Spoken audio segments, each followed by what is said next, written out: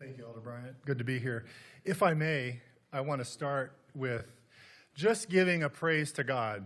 I appreciated your report, Elder Bryant, because not too many denominations can expend resources like were spent there to help a small church grow. The way we do church allows us to do that. And I just praise God for that. I praise God for how He's led me personally and allowed me to work and minister and serve in the church for nearly 41 years. And as I look at the future coming for the church, particularly in North America, but worldwide, we are going to face issues we've never faced before, ever. And those issues defy human wisdom. I'm just grateful that we have a God that will give us that wisdom. And so I say thank you this morning, and I want to start my report with that. Thank you, Lord. Let me call this up here.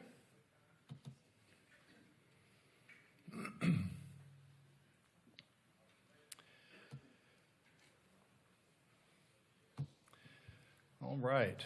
So, there's a lot of questions relative to the use of tithe. Now, the church in North America has a lot of income sources, but tithe is certainly the primary. And I want to share some assumptions about this presentation today that keep in mind as we go forward. There is a continuing effort between the General Conference and the North American Division to achieve financial parity with other world divisions. Many of you have sat on this committee for several years and remember several reports regarding that process. And that is an ongoing process. There are still things to be resolved, and I won't go into the details of what those things are, but there are several things that are being discussed relative to the North American division kind of becoming its own division. We're getting out from under the skirts in Mama's house and being our own division. And this is part of that process. So we're in continuing conversation about that. This presentation, remember, if you are in a union or a division or other entity, this presentation is coming from a conference perspective, okay? A conference perspective. Tithe, we know this is not anything we don't know. Tithe is the most significant financial driver in the Seventh-day Adventist church, okay? Tithe is what drives us financially. And I don't want us to lose sight of the fact that Grandma and Grandpa Jones are the bread and butter of the Seventh-day Adventist church. Now, but what I mean by that, it's a bit of a euphemism for kind of average people that support the church. This church is so blessed to have many individuals who give millions of dollars to the church every year. We are so blessed to have those people. And I don't mean to diminish that for a second. I could name you names, and you'd know the names. You can think of the names of those individuals and those families, and we're grateful. But the fact is, Grandma and Grandpa Jones, average people, getting a pension, sitting around the table every month and saying, we got our $2,000 and we're going to write that $200 check to the Seventh-day Adventist Church. Don't lose sight of those people. That's the bread and butter. Tithing is a theological mandate. Everybody okay with that? Tithing is a theological mandate from God. That is absolute. However, the distribution of tithe in the Seventh-day Adventist Church is not. That's what we choose to do collectively. We simply choose to do it this way. We pass tithe on, we define the conference as the storehouse, and so on and so forth. That's our own choice. Okay? Just keep that distinction in mind. The financial structure of the church only works because we agree to make it work. That's it. There's nobody's holding a gun to anybody's head.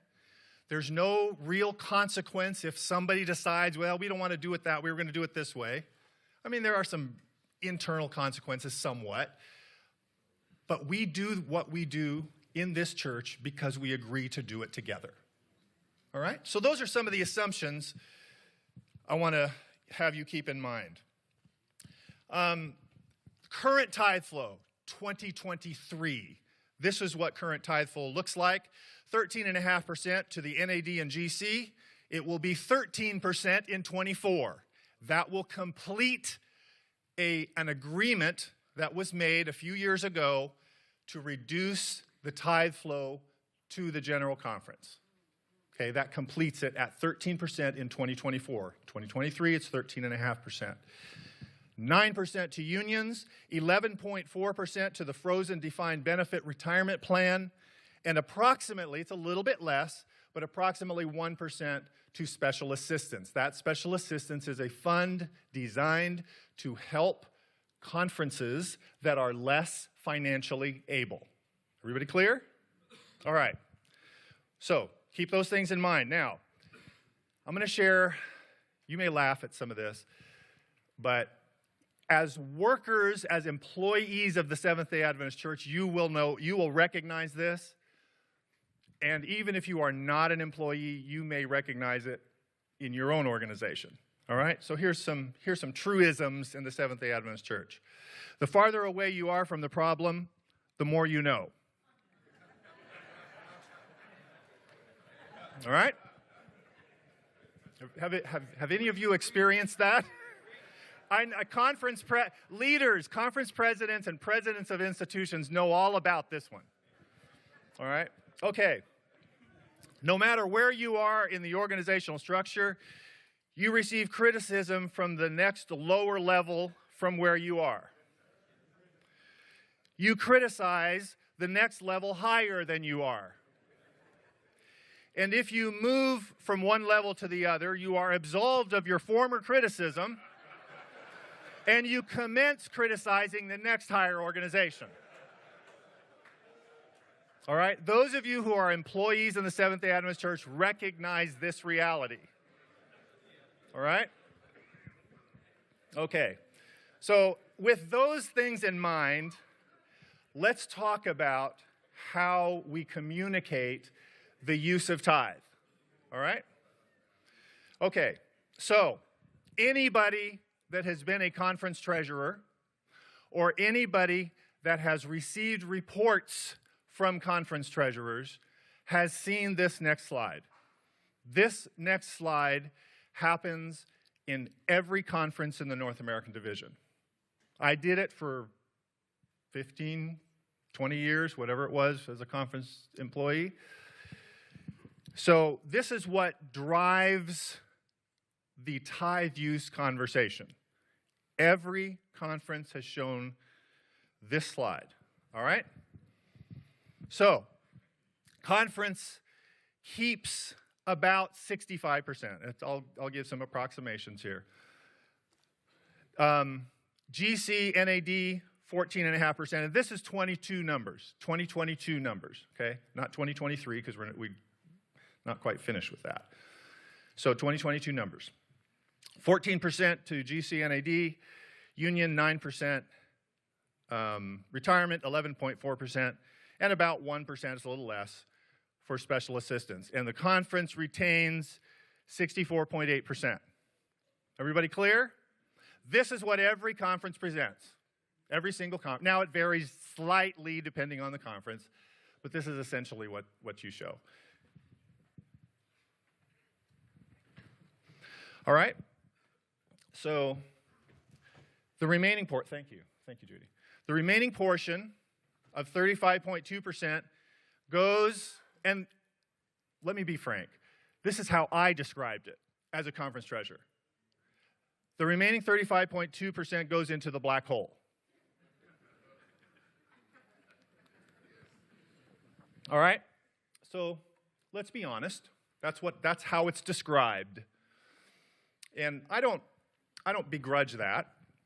I've worked at every level of the church, so I understand it. I did it. I said it that way. But that presentation is, number one, the basis of the conversation. It's accurate, but it's incomplete. Okay? It's what was shown there is not a lie. That's exactly what happens. But it's incomplete. All right? So, it does not consider the funds returned to the local conference by unions, by division, by GC, via appropriations of various kinds, and then on top of that, funds expended by those higher levels of the organization directly on behalf of conferences. Okay? So those things are not considered in that original slide shown by conference treasurers. Again, accurate, but not complete. All right. These appropriations and expenditures occur because of the following principles that have been a part of the church structure for a very long time. Our financial structure in the church is built on these two things. Aside, I'm assuming, God is our leader, divine providence, His church, that's assumed, all right? But after that, it's based on these two things. The more financially able help the less financially able. That's number one. Number two, the ability to target resources to large areas of need church-wide.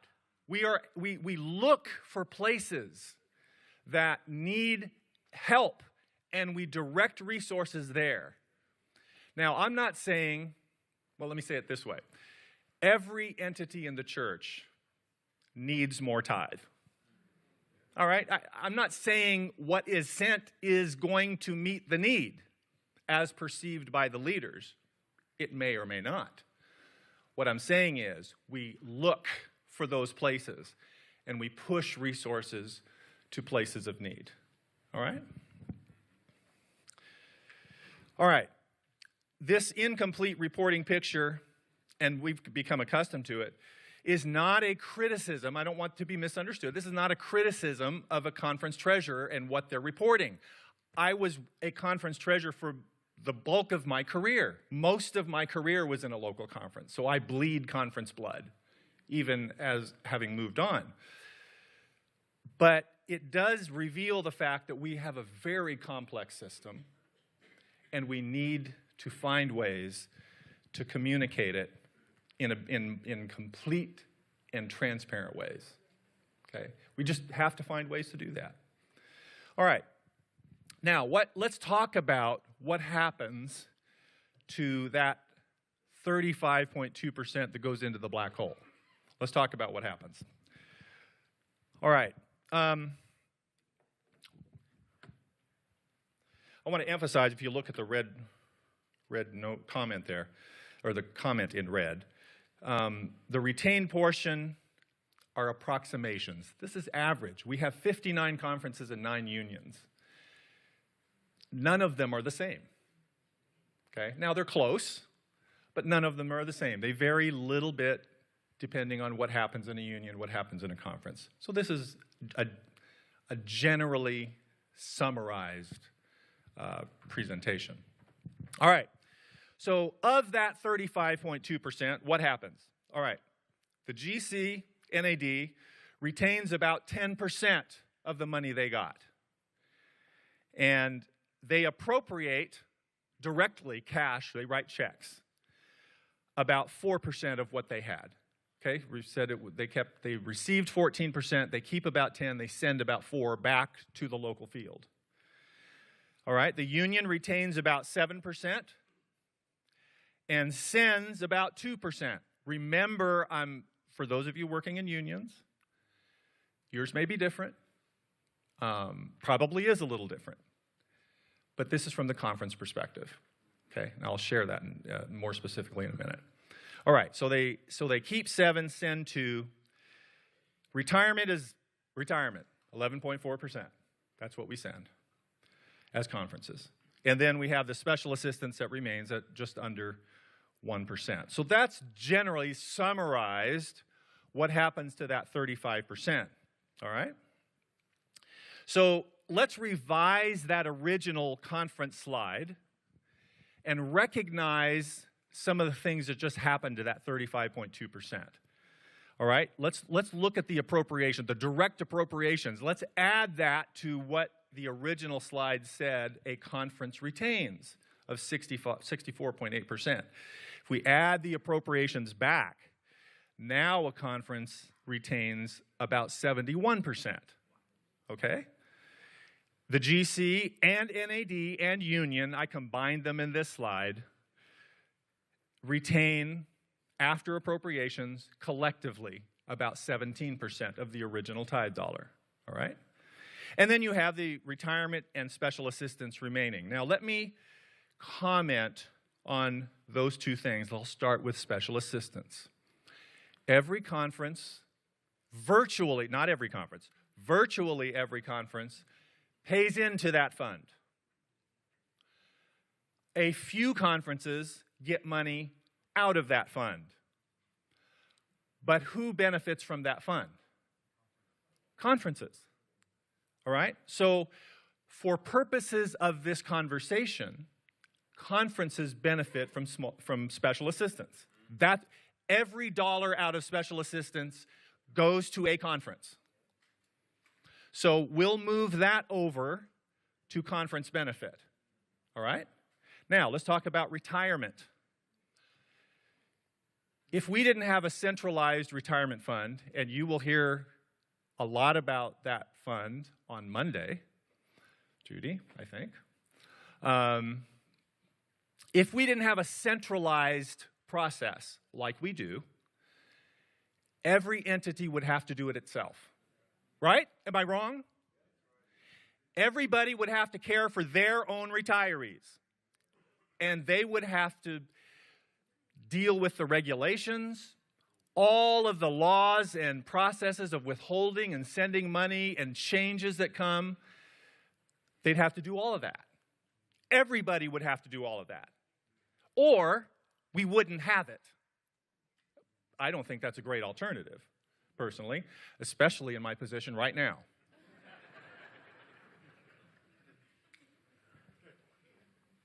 So I'm really glad that we do what we do. But the bulk of those payments, not everything, but the bulk, are conference employees, right? There's division, there's GC, there's unions, there are entities, colleges, there are other things where people have to be paid retirement benefits. I know that. And if we got down into the weeds, we could say, okay, conferences account for 75%, 80% of all the total. That's a guess. We could do that. But for purposes of this conversation, just to make it easy to understand, I'm attributing that benefit, that 11.4%, to conferences. Everybody clear? You know, you understand the difference. It probably would change by 3%. I don't know what the number is, but a small percentage of that 11.4. But for purposes of this conversation, I'm attributing that to conferences. So now, when you redo the graph, with all of that considered, this really is what it looks like. Okay? That's after all the up and back flow, after all of the things attributed to who gets what benefit and who pays what benefit. The conference ends up, on average, with about 83% of the tithe dollar, and the wider organization collectively keeps about 17%. Is everybody clear on that? Does that make sense to everybody? Okay. All right. I want to be very transparent. And I know this is not the exact number, but it's very close. It's very close to being real. And we have to do it on an average basis. I can't go for, 59 conferences and 9 unions. It would be too cumbersome. But to validate the process, I'll share with you some slides. in a moment. But here is where the complication and confusion happens.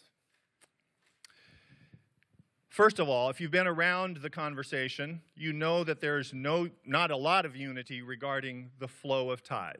Okay, there's a lot of opinions about that.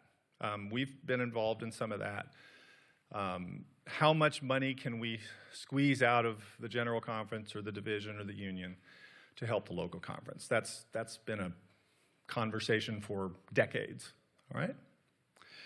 All right. Some feel based on many feel that based on incomplete information, I would postulate that the higher organization must send more funds to the local conference or even the local church. Some feel there's no need for certain levels of the organization and that we can save the funding for local church and or local conferences if we did away with those portions of the organization.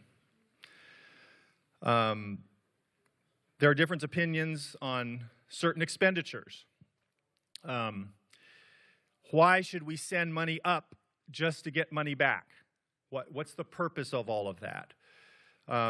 Answering these observations seems to be where most of this complication and the complexity of tithe use happens. All right. Let me give you some examples of why this is not real simple.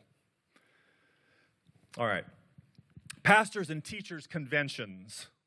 We just had a division-wide teachers convention this past August.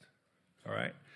I can tell you, while I was still treasurer, planning for that event and the expenditures for that event, I can promise you, the North American division spent millions of dollars on that event.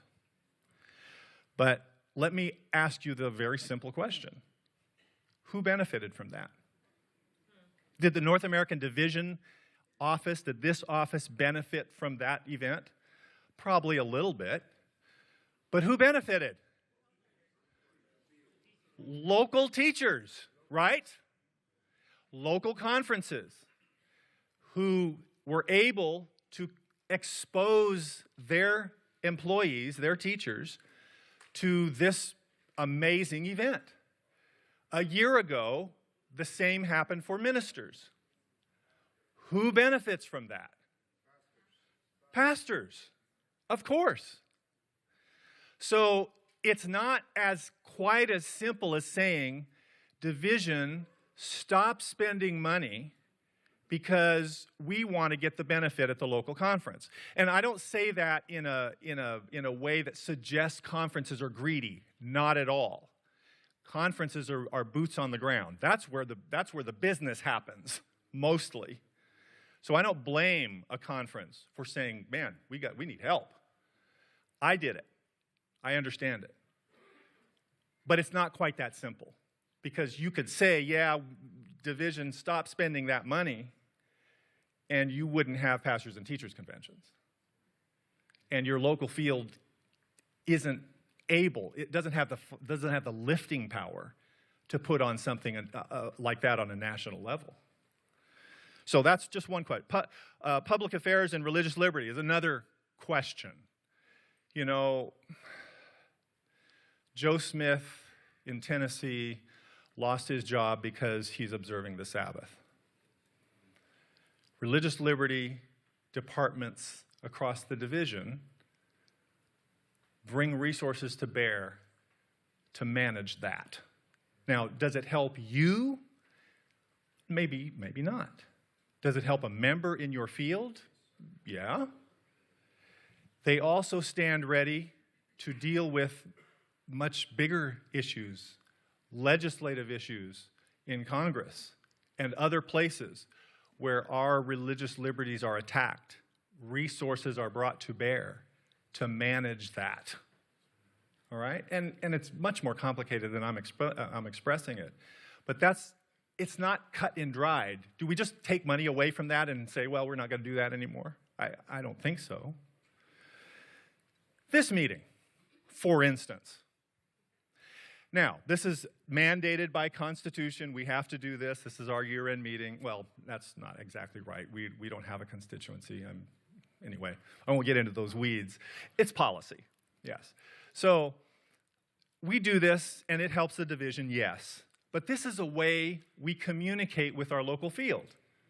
This is a way you, as members and as more local employees, have an opportunity to communicate with division leadership and say, man, we hope for this, that, and the other thing.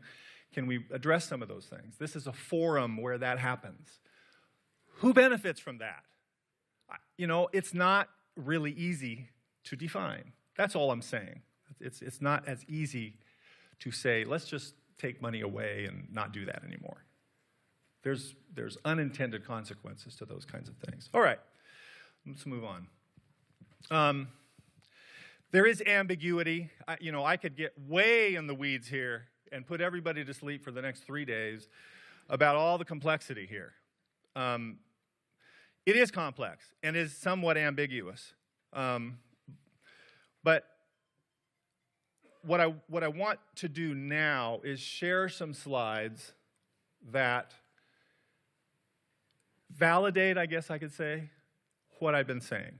What I did is I took 4 conferences, 4 real conferences, actual conferences, and I applied the principles I just described to those conferences. And you'll see in that particular conference what it looks like in that conference applying the things I just talked about. Now, I'm not naming the conferences, all right? They're categorized in large, medium, small, and regional. For purposes of this conversation, large is 35 million or more in tithe. Medium is between 35 and 15, and small is less than 15. Everybody clear? So when you see the category, you'll understand what that means. All right, in a large size conference, that's a very real conference, I applied this information. All right, here's large conference. Now, for those of you mathematicians, if you add up the percents around the circle, it's going to come out to more than 100%. Now, the reason for that is I isolated the appropriation received by this conference in addition to the 100%. I just wanted to highlight it, and you can see that there. 3.94% in this conference's case. Its original tithe dollar, based on its original tithe dollar collected in that conference, it received almost 4% of appropriations back to itself from the wider organization once it sent the money up. Everybody clear?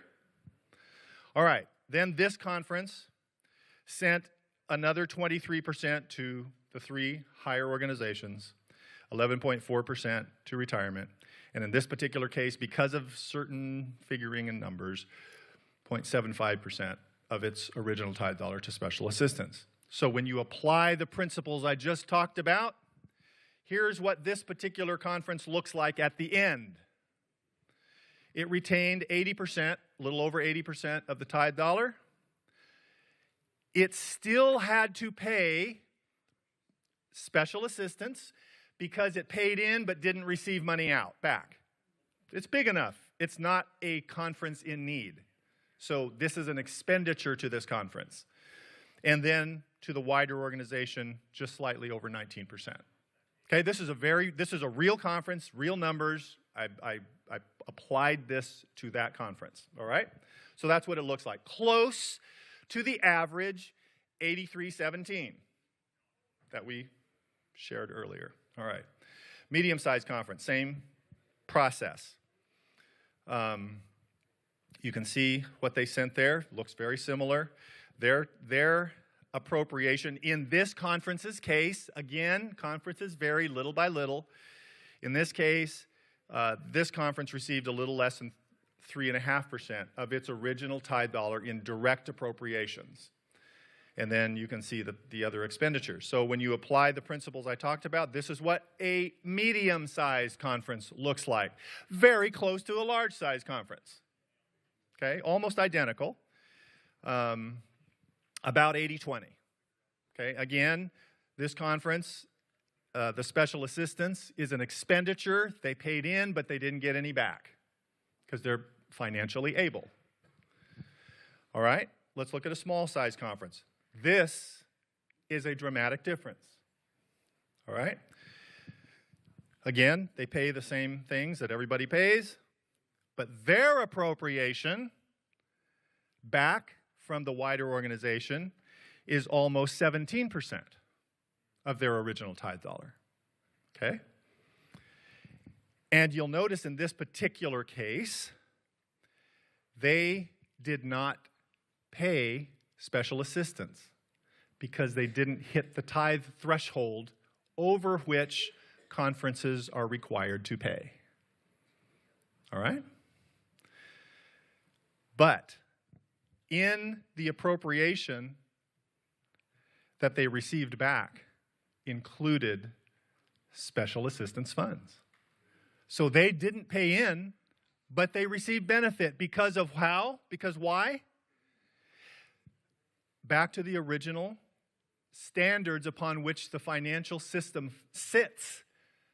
The strong help the less able. That's the principle of the Seventh-day Adventist Church. This is an example of that. And so you can see this conference receives at the end of the conversation about 94% of its original tithe dollar and sends back a net of only about 6. Now, there are conferences, I didn't include that here, and I'll show you one more conference, a regional conference. There are conferences that actually get more than 100% back. That exists in the North American division. All right. Regional conference, same process. You can see the appropriation there of 13.5, a little more than that. And then the outcome being very similar to a small conference, in this case, a little less than 90%, and sending away about 10%. All right? Now, let me just, a quick caveat. The regional conferences are on a different retirement plan than the rest of North America. That was considered in this particular slide. Their payment to their retirement plan was considered as a conference benefit. It's a little different than the North American division plan, but it was contemplated in this slide. All right? So it's about a 90-10 in this particular case. Okay, so those are 4 examples given the criteria that we've talked about in terms of how tithe flows in real conferences. All right. Now I want to share what happens to that 17%. All right? The money, you remember, the conferences retain on average about 83% of the original tithe dollar, if you do the calculations that we just did. And then we send about 17% of that is retained at the wider levels of the organization. All right. So how is that money spent? That 17%, how is that spent? I made a list. It is not comprehensive. The list of things that happens with that 17% is much larger than this list, but these are some significant portions. Publishing. Publishing ministry is benefited by several levels of the wider organization spending money on that. Missionary processing and deployment. How many of you think that the Seventh-day Adventist Church in North America should spend money on sending missionaries around the world? That's what the Seventh-day Adventist Church does. We built our organization on the assumption that we are going to fulfill the Great Commission. That is to send the gospel, to preach the gospel where? Around the world. So that's a foundational principle of what we do. So the North American Division and the General Conference actively have departments that send missionaries around the world short and long term. Now, that's not cheap. Expenditures are made to help people with language, living, benefits, housing, coming back when the time is right. The legal processes to move an American citizen, it's not always an American citizen, but in this case, I'll use that as an example, from here to a foreign country. There's legal stuff that has to happen and expertise that has to be brought to bear. All of that has to happen for us to participate in the Great Commission. And so we do that at the General Conference and at the North American Division. Legal services. How many of you administrators have ever called any legal person at OGC? I spent half my life on the phone with those people. The church needs legal help. Let's just leave it at that. We need legal help.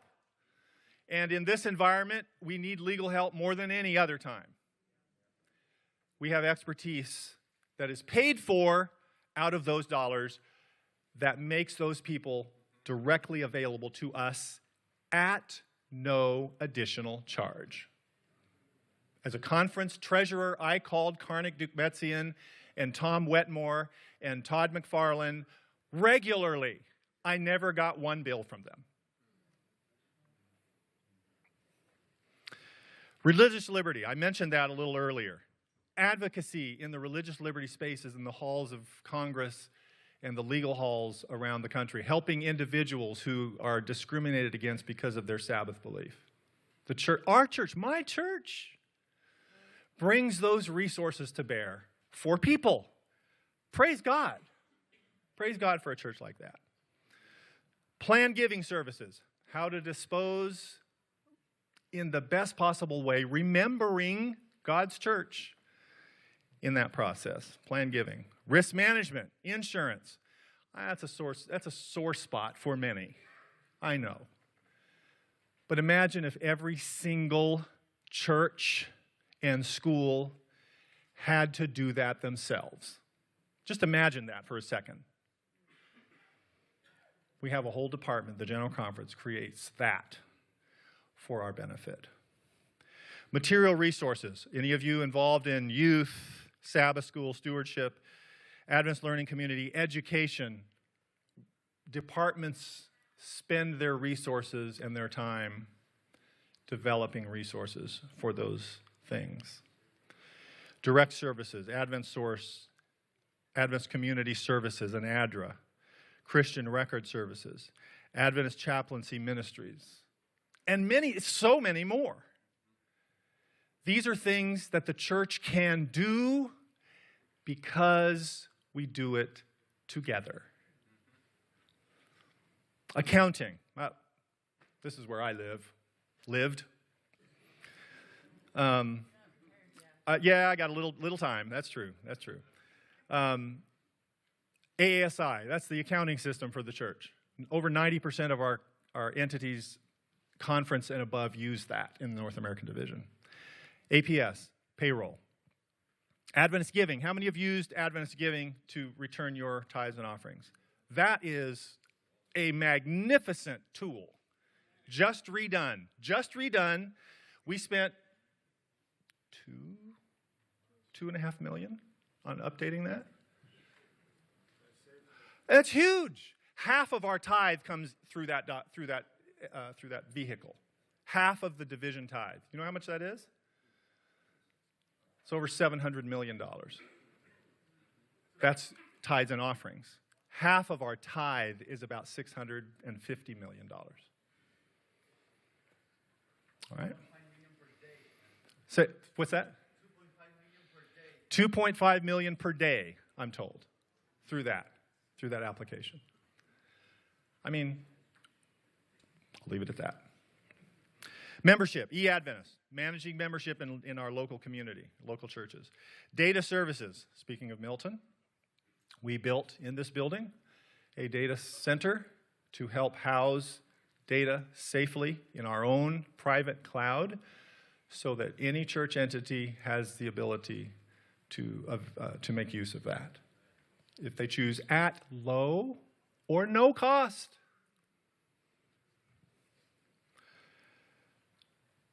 Curriculum development. Huge. Ladies and gentlemen, this is one I like to linger on a little bit. Seventh-day Adventist Church in North America runs one of the largest school systems in the world. We minister to, Arnie, I'm not sure where you are. Thank you.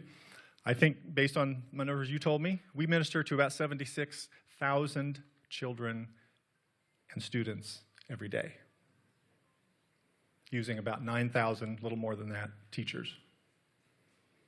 Okay? That's huge. Huge evangelistic tool. We spend massive amounts of resources building curriculums for our schools. A curriculum, an Adventist, can I get an amen? An Adventist curriculum in these days.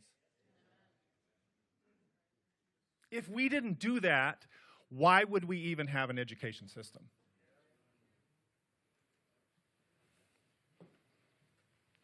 Financial and trust accounting, auditing. We want to be transparent. We're audited every year. 2, generally accepted accounting principle standards by CPAs. All right? These are not just random people. These are people, qualified people, that do these audits. Revolving fund borrowing, seminary and pastoral training. I'm not going to spend a lot more time here.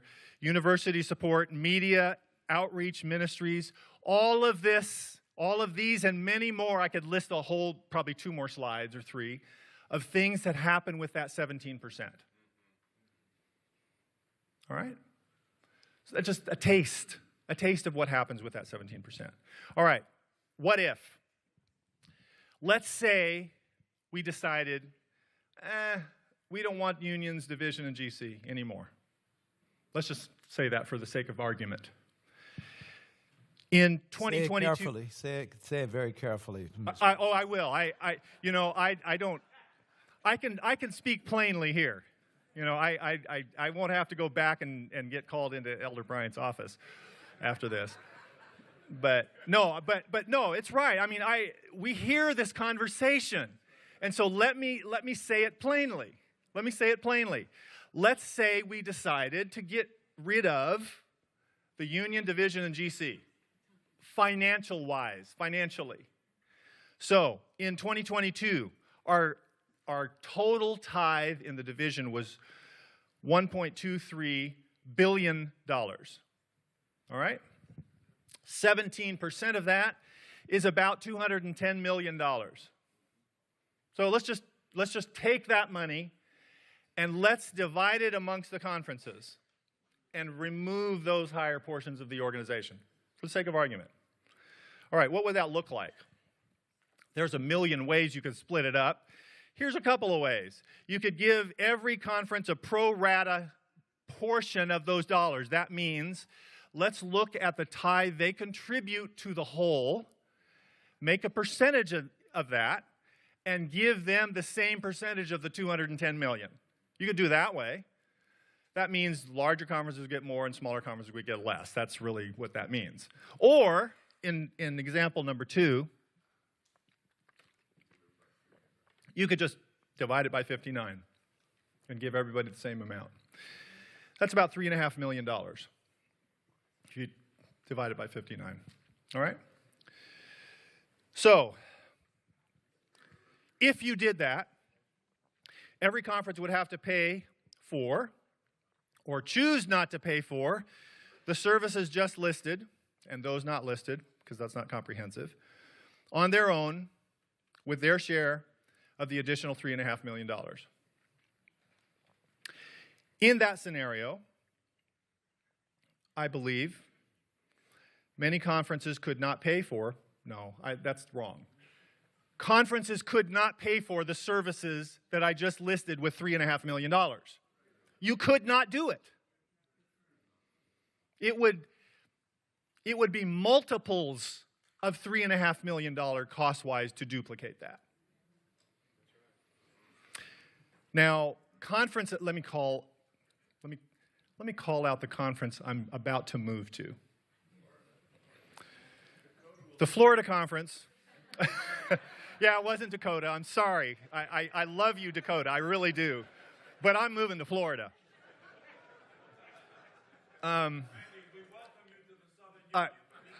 Okay. I will be careful. The Florida conference collects in excess of $60 million of tithe annually. 3.5 more million. Is that meaningful? Yeah. But it's not as meaningful as in Dakota. In Dakota, that's life-changing money, right? So it's all over the spectrum that way. You just call out your own conference and apply $3.5 million to it.